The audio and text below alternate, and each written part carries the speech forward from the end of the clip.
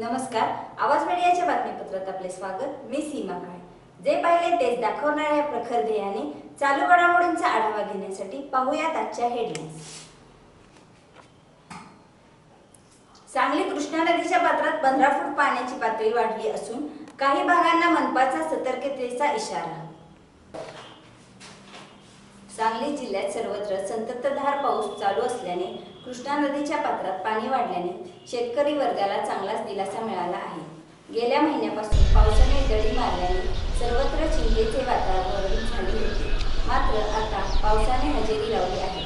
गेल्या 24 तासात चांदोली पाणलोट क्षेत्रात तुफानी पाऊस झाला, यामुळे वारणा नदीच्या पाणी पातळीत झपाट्याने वाढ होऊ लागली आहे।